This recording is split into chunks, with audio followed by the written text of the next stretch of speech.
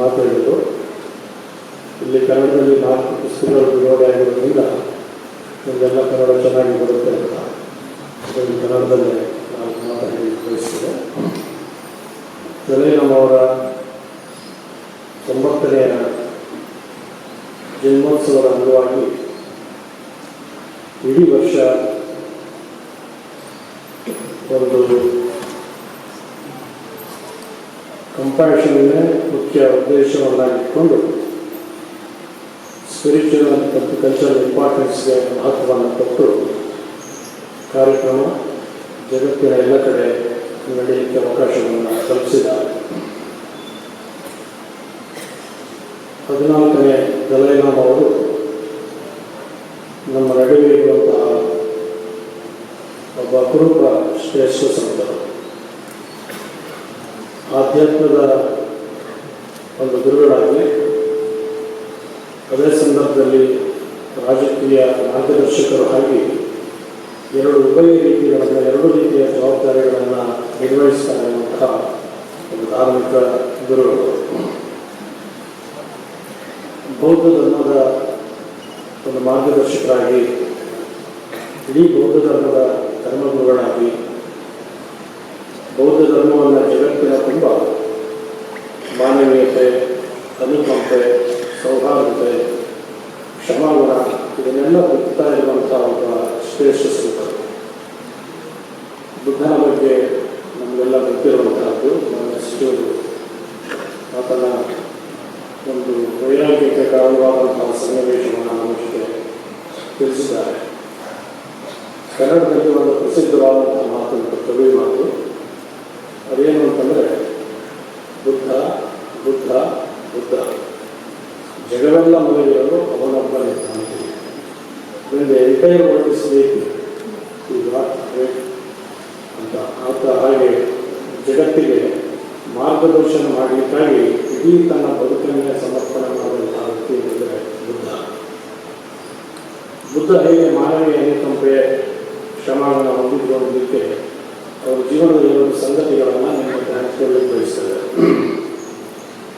ಒಂದು ಬುದ್ಧ ಸಾಮಾನ್ಯವಾಗಿ ಪ್ರವಚನ ನೀಡುವಾಗ ಒಂದು ಪ್ರಶಾಂತವಾದಂತಹ ವಾತಾವರಣ ನಿರ್ಮಾಣ ಆಗ್ತಿದೆ. ಒಂದು ಗುಂಡಸೂಚಿ ಇದ್ದರೂ ಕೂಡ ಅದರ ಸಫಲ ಕೇಳಿಸುವಷ್ಟು ಒಂದು ಮೌನ ಆ ಒಂದು ಪ್ರದೇಶದಲ್ಲಿ ಆವರಿಸ್ತಾರೆ.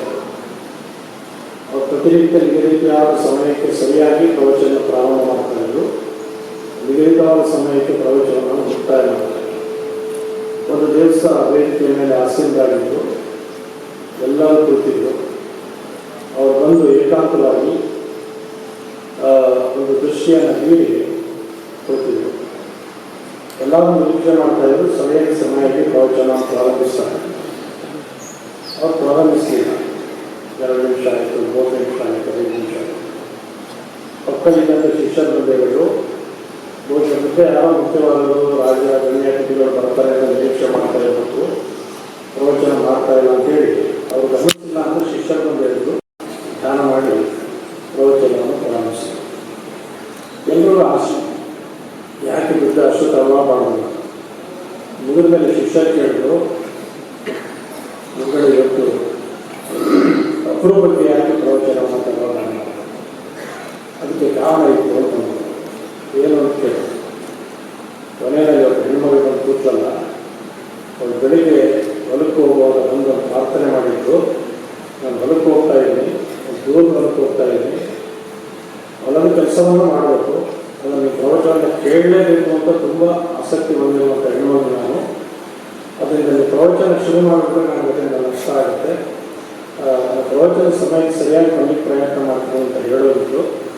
ಅಷ್ಟು ಆಸಕ್ತಿಯಿಂದ ಧರ್ಮದ ವಿಚಾರವನ್ನು ಕೇಳುವಂಥ ಹೆಣ್ಣುಮಗಳಿಗೋಸ್ಕರ ಕಾದು ಆಕೆ ಬಂದ ನಂತರ ಪ್ರವಚನವನ್ನು ಶುರು ಮಾಡಬೇಕೆನ್ನುವ ಮಾತನ್ನು ಹೇಳಿ, ನಾನು ಹೇಗೆ ಒಬ್ಬ ಸಾಮಾನ್ಯ ವ್ಯಕ್ತಿಯ ಬಗ್ಗೆ ಕೂಡ ಅನುಕಂಪವನ್ನು ಹೊಂದಿದ್ದು ಬುದ್ಧ ಅನ್ನೋದಕ್ಕೆ ಅವರ ಜೀವನದಲ್ಲಿ ಅನೇಕ ಉದಾಹರಣೆಗಳನ್ನು ಗಮನಿಸಬಹುದಾಗಿದೆ. ಇನ್ನೊಂದು ಅವರು ಪ್ರತಿನಿತ್ಯ ಭಿಕ್ಷೆಗೆ ಹೋಗುವ ಸಂದರ್ಭದಲ್ಲಿ ಅವರು ಪ್ರತಿನಿತ್ಯ ಹೋಗುವುದರ ಪ್ರಕಾರವಾಗಿ ಭಿಕ್ಷೆಯನ್ನು ಸ್ವೀಕರಿಸಿ ಅವರ ಆಹಾರವನ್ನು ಸೇವಿಸಬೇಕು. ಹಾಗೆ ಒಂದು ದಿವಸ ಹೋದಾಗ ಒಂದು ಮನೆ ಮುಂದೆ ಭಿಕ್ಷಾಂದೇಹಿ ಪ್ರಾರ್ಥನೆ ಮಾಡ್ತಾರೆ. ಒಬ್ಬ ಹೆಣ್ಣು ಮಗಳು ಅವರಿಗೆ ಇಲ್ಲದ ರೀತಿಯಲ್ಲಿ ಬೈತಾರೆ, ನೀವೆಲ್ಲ ಸನ್ಯಾಸಿಗಳು ದುಡಿಯೋದು ಅನಾವಶ್ಯಕವಾಗಿ ಈ ಥರ ಮನೆ ಸುತ್ತಾ ಇದ್ದೀರಿ ಹಾಗೆ ಅಂತೆಲ್ಲ ಬೈತಾರೆ. ಅವ್ರು ಬೈತಾನೆ ಇರ್ತಾರೆ. ಅವರು ಒಂದೂ ಮಾತನಾಡಲ್ಲ. ಶಿಷ್ಯರು ಬಹಳ ಕೋಪ ಬರುತ್ತಾರೆ. ಏನು ಬುದ್ಧ ಗುರುಗಳ ಬಗ್ಗೆ ಈಗ ಅವಕ್ಕೆ ನಿಂದನೆಯ ಮಾತುಗಳನ್ನ ಹೇಳ್ತಾ ಇಲ್ಲ ಅಂತ ಬಾಯಿಗೆ ಶುರು ಮಾಡ್ತಾರೆ. ಸುಮ್ಮನೆ ಇರಬೇಕು ಅಂತ ಸಮಯ ಮಾಡ್ತಾರೆ. ಆಮೇಲೆ ಮನೆಯನ್ನು ಬಿಟ್ಟು ಪಕ್ಕದ ಮನೆಗೆ ಹೋಗ್ತಾರೆ. ಶಿಷ್ಯರು ಬಹಳ ಕೋಪವನ್ನು ಕೇಳ್ತಾರೆ. ಅಷ್ಟು ಬೈದು ಕೂಡ ಒಂದು ಮಾತಾಡಲಿಲ್ಲ. ಅವರು ಉದಾಹರಣೆ ಕೊಡ್ತಾರೆ. ಒಂದು ಚೆಂಡನ್ನು ತೆಗೆದುಕೊಂಡು ಗೋಡೆಗೆ ಎಸೆದರೆ ಚೆಂಡು ಏನಾಗುತ್ತೆ, ವಾಪಸ್ ಬರುತ್ತೆ. ನಾವೇನೋ ಪ್ರತಿಕ್ರಿಯೆ ಮಾಡಿ ನಾವು ಗೋಡೆ ಥರ ಇದ್ದರೆ ಬೈದುದು ನಮಗಾಗೋದಿಲ್ಲ, ಬೈದೋರಿಗೆ ಹೋಗುತ್ತೆ ಅಂತ ಬುದ್ಧ ಮಾತನ್ನು ಹೇಳ್ತಾರೆ. ಇಂಥ ಅನೇಕ ಮಾನವೀಯ ಅನುಕಂಪೆಯನ್ನು ಜಗತ್ತಿಗೆ ಸಾರುವಂತಹ ಬೌದ್ಧ ಧರ್ಮದ ಧರ್ಮಗುರುಗಳಾಗಿ ದಲೈ ಲಾಮಾ ಅವರು ಇವತ್ತು ನಮ್ಮ ನಡುವೆ ಇದ್ದಾರೆ. ಅವರ 90ನೆಯ ಜನ್ಮದಿನೋತ್ಸವ ನಡೀತಾ ಇದೆ. ಆದರೆ ಅವರು ಹೇಳಿರೋ ಒಂದು ಮಾತು ಅಂತಂದರೆ, ಸಾಮಾನ್ಯ ಜನರಿಗೆ 70 ವರ್ಷ 75 ವರ್ಷ ಅಂದರೆ ಹಳ್ಳಿಗಳಲ್ಲಿ ಗಾಳಿ ಮಾಡ್ತೀವಿ. ಏನಂತಂದರೆ ಊರು ಹೋಗೋದಕ್ಕೆ ಕಾಡು ಬಾಗುತ್ತೆ ಅಂತ ಒಂದು ಸಾಮಾನ್ಯವಾಗಿ ಮಾತು. ಅಂದರೆ ನಿಶ್ಯಕ್ತರಾಗ್ತಾರೆ, ವಯೋಮಾನ ಆಗಿರುತ್ತೆ, ಕೆಲಸ ಮಾಡಲಿಕ್ಕಾಗಲ್ಲ. ಆದರೆ ಅಂತಹ ಮಾತಿಗೂ ದಲೈ ಲಾಮಾ ಅವ್ರ ವ್ಯತ್ಯಾಸ ಅಂದರೆ, ನಾನು 130 ವರ್ಷ ಜಗತ್ತಿನಲ್ಲಿ ಬದುಕಿದ್ದೇನೆ ಅಂತಹ ಧೈರ್ಯವಾಗಿ ಹೇಳುವಂತಹ ವ್ಯಕ್ತಿ ಯಾರು ಅಂದರೆ ದಲೈ ಲಾಮಾ ಅಂತಕ್ಕಂಥದ್ದು ಇಡೀ ಜಗತ್ತಿಗೆ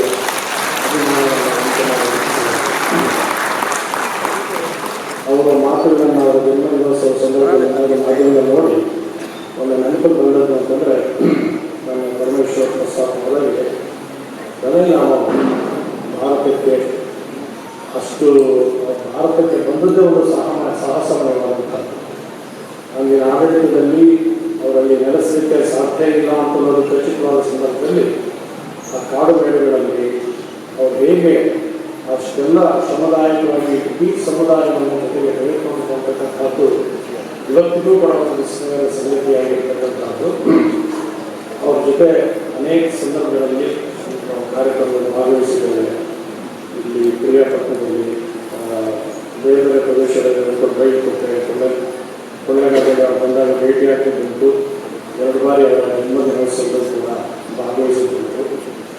ಮತ್ತು ನಮ್ಮ STC ಕ್ಯಾಂಪಸ್ಲಿರುವಂತಹ ಮ್ಯಾನೇಜ್ಮೆಂಟ್ ಸ್ಟಡೀಸ್ ಕಟ್ಟಡವನ್ನು ಅವರೇ ಉದ್ಘಾಟನೆ ಮಾಡಿದ್ರು.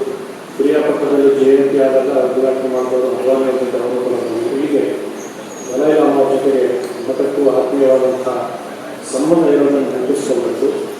ಅವರು ಯಾವುದೇ ಸಂದರ್ಭದಲ್ಲಿ ಭಾಷಣ ಮಾಡೋದು ಕೂಡ ನಾವಿರುವ ಸಂದರ್ಭಗಳಲ್ಲಿ ಅವರು 2 ಹೆಸರುಗಳನ್ನು ತಪ್ಪದೇ ನೆನೆಸ್ಕೊಳ್ತಾ ಇತ್ತು. ಅಂದರೆ ಜವಾಹರಲಾಲ್ ನೆಹರು ಅವರು, ನಿತಿನ್ ಗಡ್ಕರಿ.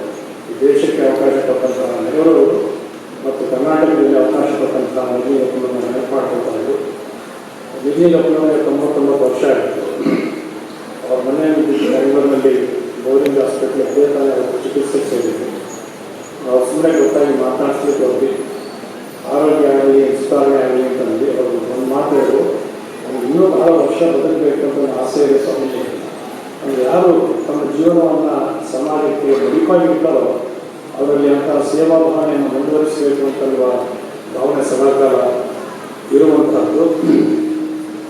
ಅಂತ ಒಂದು ಹೃದಯ ಪರಂಪರೆಯ ದಲೈ ಲಾಮವರು ದಯೆ, ಸೌಹಾರ್ದತೆ ಮತ್ತು ತೃಪ್ತಿಕರವಾದ ಜೀವನವನ್ನು ನಡೆಸಬೇಕು ಅನ್ನೋದ್ರ ಬಗ್ಗೆ ಅವರ ಮೇಲಿನ ಮೇಲೆ ಒಂದು ಸಂದೇಶವನ್ನು ನೀಡತಕ್ಕಂಥ ಮನುಷ್ಯ ಪ್ರತಿಯೊಬ್ಬರೂ ಕೂಡ ಜಗತ್ತನ್ನು ಬದಲಾಯಿಸಲಿಕ್ಕೆ ಸಾಧ್ಯ ಇದೆ. ನಾನು ಬದಲಾವಣೆ ಮುಖಾಂತರವಾಗಿ ಜಗತ್ತನ್ನು ಬದಲಾಯಿಸಲಿಕ್ಕೆ ಸಾಧ್ಯ ಇದೆ ಅಂತ ಪ್ರಯತ್ನದಲ್ಲಿ ತೊಡಗಿಸಿಕೊಳ್ಬೇಕು ಅಂತ ಮಾತನ್ನು ನಿರಂತರವಾಗಿ ಹೇಳ್ತಾರೆ. ಅವರೊಂದು ಮಾತನ್ನು ಇಲ್ಲಿ ಕೋಟ್ ಮಾಡಿದ್ದಾರೆ. If you think you are too small to make a difference, why sleeping with a mosquito and locked. ಭಾಳ ಸತ್ಸಾದ ಮಾತು. ಅಂದರೆ ಮನುಷ್ಯನಿಗೆ ಪ್ರತಿಯೊಬ್ಬರು ಕೂಡ ಪ್ರಯತ್ನ ಮಾಡಿದರೆ ಜಗತ್ತಿನಲ್ಲಿ ಸೌಹಾರ್ದತೆಯನ್ನು ಸಕಾರಾತ್ಮಕವಾಗಿ ಚಿಂತಿಸುವಂತಹ ಒಂದು ವ್ಯವಸ್ಥೆಯನ್ನು ತರಲಿಕ್ಕೆ ಸಾಧ್ಯ ಇದೆ ಅನ್ನೋದ್ರ ಬಗ್ಗೆ ಅಪಾರವಾದಂತಹ ಒಂದು ನಂಬಿಕೆಯನ್ನು ಹೊಂದಿರುವಂಥವರು ದಲೈ ಲಾಮವರು. ಮತ್ತು ಎಲ್ಲ ಧರ್ಮಗಳ ಜೊತೆಗೆ ಒಂದು ಆತ್ಮೀಯವಾದ ಸಂಬಂಧವನ್ನು ಹೊಂದಿರತಕ್ಕಂಥವರು. ನಮ್ಮ ಸಚಿವರು ಹೇಳಿದಾಗೆ ನಮ್ಮ ಭಾರತೀಯ ಸಂಸ್ಕೃತಿಯ ಬಗ್ಗೆ ತನ್ನದೇ ಆದಂತಹ ಅಪಾರವಾದ ಗೌರವವನ್ನು ಹೊಂದಿರತಕ್ಕಂಥವರು ದಲೈ ಲಾಮವರು. ಭಾರತೀಯರೆಲ್ಲ ಸಂತೋಷ ಪಡಬೇಕಾದಂಥ ಸಂಗತಿ. ಬೌದ್ಧ ಧರ್ಮ ಭಾರತದಲ್ಲಿ ಜನಿಸಿ ಜಗತ್ತಿನ ಅನೇಕ ಭಾಗಗಳಿಗೆ ಪ್ರಸಾರ ಆಗಿರೋದು ಆ ಧರ್ಮದಲ್ಲಿರುವಂತಹ ಅಪೂರ್ವವಾದ ಶ್ರೇಷ್ಠತೆಯ ಕಾರಣದಿಂದಾಗಿರ್ತಕ್ಕಂಥದ್ದು ಎಲ್ಲರೂ ಗಮನಿಸಬೇಕಾದಂಥದ್ದು. ದಲೈ ಲಾಮವ್ರದ್ದು ಅಷ್ಟು ಒಳ್ಳೆಯ ವ್ಯಕ್ತಿತ್ವ. ಅವರ ಮೂಲ ಸ್ಥಳ ಟಿಬೆಟಿನ ರಾಜಧಾನಿ ಲಾಸಾ ಇದೆಯಲ್ಲ, ಅಲ್ಲಿಗೆ ನಾವು ವೈಯಕ್ತಿಕವಾಗಿ ಭೇಟಿ ಕೊಟ್ಟಿದ್ದೇವೆ.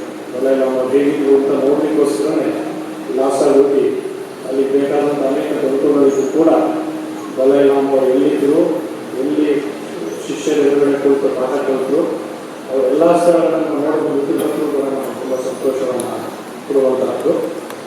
ಅಂತ ಅಪರೂಪದ ವ್ಯಕ್ತಿತ್ವ ದಲೈ ಲಾಮವ್ರದ್ದು. ಹಾಸ್ಯಪಡಿಸಿದ ಸ್ಥಳ ಎಷ್ಟೇ ನಿರ್ಮಾಣ ವ್ಯಕ್ತಿಗಳು ಕೂಡ ಹಾಸ್ಯಪಡಿಸಿದೆ. ಒಮ್ಮೆ ಕೇರಳದಲ್ಲಿ ಒಂದು ಕಾರ್ಯಕ್ರಮಕ್ಕೆ ಹೋಗಿದ್ವಿ. ಕಾರ್ಯಕ್ರಮ ಮುಂದೆ ಥರ ಇತ್ತು. ಎಲ್ಲ ವಾಪಸ್ ಬರುವಾಗ ಕಾಫಿ ಟೀ ಕೊಡಲಿಕ್ಕೆ ಅಂತ ಬರುವಾಗ ಲಡಾಯಿ ಮಾಡಿ ಕಡೆಗೆ ಹೇಳೋರು ಸ್ವಲ್ಪ ಚಹಾ ತಗೋಬೇಕು. ಅವ್ರು ತಮಾಷೆ ಹೇಳೋರು, ಯಾಕಂದ್ರೆ ಟೀ ಕೊಡ್ತೀನಿ ಅಂತ ಭಾಳ ಹಸುವಾಗಿರೋ ಊಟದಲ್ಲಿ ಇಟ್ಕೊಡುತ್ತೆ. ಅಂದರೆ ಅಂಥ ಸಂದರ್ಭದಲ್ಲೂ ಕೂಡ ಮುಕ್ತವಾಗಿ ಜನರ ಜೊತೆ ತಮ್ಮ ಮನಸ್ಸುಗಳನ್ನು ವ್ಯಕ್ತ ಮಾಡಿಕೊಳ್ಳುವಂಥ ಅಪರೂಪದ ಭಾವನೆಗಳಿರುವಂಥ ದಲೈ ಲಾಮವರು ನಮ್ಮ ದೇಶದಲ್ಲಿ ಒಂದು ನೆಲೆಸಿದ್ದು.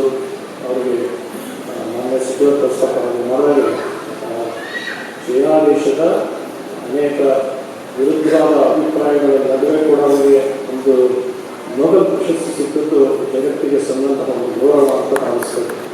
ಯಾರ ಜಗತ್ತಿನಲ್ಲಿ ಶಾಂತಿ ಸೌಹಾರ್ದತೆಯನ್ನು ಬಿತ್ತಲಿಕ್ಕೆ ಪ್ರಯತ್ನ ಮಾಡ್ತಾರಂಥ ಅನೇಕ ಪ್ರಶಸ್ತಿಗಳು ಬಂದಿದೆ. ದಲೈ ಲಾಮವರು ಪ್ರಶಸ್ತಿಗಳಿಂದ ದೊಡ್ಡವರಾಗಿಲ್ಲ. ದಲೈ ಲಾಮವರು ಕೊಟ್ಟ ಪ್ರಶಸ್ತಿಗಳ ಕಾರಣಕ್ಕಾಗಿ ಪ್ರಶಸ್ತಿಗಳ ಗೌರವಗಳು ಹೆಚ್ಚಾಗಿದೆ ಅಂತಕ್ಕಂಥದ್ದು ಗಮನಿಸಬೇಕಾದಂಥ ಸಂಗತಿ. ಅಂತ ಒಬ್ಬ ಶ್ರೇಷ್ಠ ಸಂತರು ನಮ್ಮ ನಡುವೆ ಇರ್ತಕ್ಕಂಥವ್ರು, ನಾವೆಲ್ಲ ನೋಡಿರ್ತಕ್ಕಂಥವ್ರು. ಅಂಥ ವ್ಯಕ್ತಿಯ ಜನ್ಮದಿನೋತ್ಸವದ ಅಂಗವಾಗಿ ಏರ್ಪಡಿಸಿರುವಂತಹ ಸ್ಪಿರಿಚುವಲ್ ಆ್ಯಂಡ್ ಕಲ್ಚರಲ್ ಇಂಪಾರ್ಟೆನ್ಸ್, ಅದನ್ನು ಪ್ಯಾಟರ್ನ್ ಗೋಕರ್ಣ ಅಂತ ನೀವು ಭಾಷೆಯಾಗಿ ಕರೆದು ಅದನ್ನು ಆಚರಣೆ ಮಾಡ್ತಾ ಇರ್ತಕ್ಕಂಥದ್ದು ಸಂತೋಷ ಸಂಗತಿ ಆಗಿ ಅಂತೇಳಿ ಇಡೀ ವರ್ಷ ಇಂಥ ಕಾರ್ಯಕ್ರಮ ಎಲ್ಲ ಕಡೆ ಆಗಲಿ. ಆ ಮೂಲಕವಾಗಿ ಇವತ್ತು ಜಗತ್ತಿನಲ್ಲಿ ಆಗ್ತಾ ಇರುವಂತಹ ಪ್ರಕ್ಷುಬ್ಧ ಪರಿಸ್ಥಿತಿಗಳು, ವಿದ್ಯೋನ್ಮಾನಗಳು, ಪರಸ್ಪರ ವೈರುಧ್ಯದ ಭಾವನೆಗಳು, ದ್ವೇಷದ ಭಾವನೆಗಳು ಹೋಗಿ ಇಡೀ ಜಗ ಬಸವನವರು ಹೇಳಿದಾಗೆ ಇವ ನಾರವ ಗಮನಿಸ್ತಿದೆಯಾ, ಇವ ನಮ್ಮವ ಗಮನಿಸುವಂಥ ರೀತಿಯಲ್ಲಿ ಜಗತ್ತಿನಲ್ಲಿ ಎಲ್ಲ ಜನರು ದೇಶಗಳ ನಡುವೆ ಸೌಹಾರ್ದತೆ, ಪ್ರೀತಿ, ಆತ್ಮೀಯತೆ ಬೆಳೆದು ಜಗತ್ತು ಶಾಂತಿಮಯವಾಗಿ ನಡೆಯಲಿಕ್ಕೆ ಇಂಥ ಪುಣ್ಯಪುರುಷರ ಮಹಾತ್ಮರ ಜೀವನ ಜಯಂತಿಗಳು ಸಂದೇಶವನ್ನು ನೀಡಿ ಹಾಗೆ ಅಂತ ಆರೈಕೆಯನ್ನು ಮಾಡಿ ನನ್ನ ಗೃಹ ಸಚಿವರು ಈ ಕಾರ್ಯಕ್ರಮಕ್ಕೆ ಆಗಮಿಸಿರೋದು ಸಂತೋಷಿಸಬೇಕು. ಅವರು ಕೃಷಿಯಲ್ಲಿ ವಿಶೇಷವಾದಂತಹ ಪರಿಣತಿಯನ್ನು ಪಡೆದಿರ್ತಕ್ಕಂಥವರು, ಒಂದು ಪ್ರೌಢತೆಯಿಂದ ಆಡಳಿತವನ್ನು ನಿರ್ವಹಿಸುವಂತಹ ಒಂದು ಶಕ್ತಿಯನ್ನು ಹೊಂದಿರ್ತಕ್ಕಂಥವರು, ಎಲ್ಲರ ಜೊತೆ ಹೊಂದಾಣಿಕೆಯಿಂದ ನನ್ನ ಕಷ್ಟ ಸುಖಗಳನ್ನು ಅರಿತು ಸ್ಪಂದಿಸಿ ಅದಕ್ಕೆ ಪರಿಹಾರ ನೀಡುವಂಥ ವಿಶೇಷ ವ್ಯಕ್ತಿತ್ವವುಳ್ಳಂತಹ ನಮ್ಮ ಕ್ರೈಸ್ತ ಪರಮೇಶ್ವರ ಕಾರ್ಯಕ್ರಮಕ್ಕೆ ಆಗಮಿಸಿರುವುದು ಸಂತೋಷ ಸಂಗತಿ. ಹಾಗೆ ನಮ್ಮ ಐಜಿಯವರು ಇತರ ಎಲ್ಲ ಗಣ್ಯರು ಕೂಡ ಉಪಸ್ಥಿತಿದ್ದಾರೆ. ಎಲ್ಲ ಉಪಸ್ಥಿತರಿಂದ ಕಾರ್ಯಕ್ರಮ ಯಶಸ್ವಿಯಾಗಿ ನೆರವೇರಿದೆ ಅಂತ ಭಾವಿಸಿ ಬುದ್ಧನ ಭಗವಂತನ ಅನುಗ್ರಹದಿಂದ ದಲೆಯವರು ದೀರ್ಘಾಯುಷಿಗಳಾಗಿ ಆರೋಗ್ಯವಂತರಾಗಿ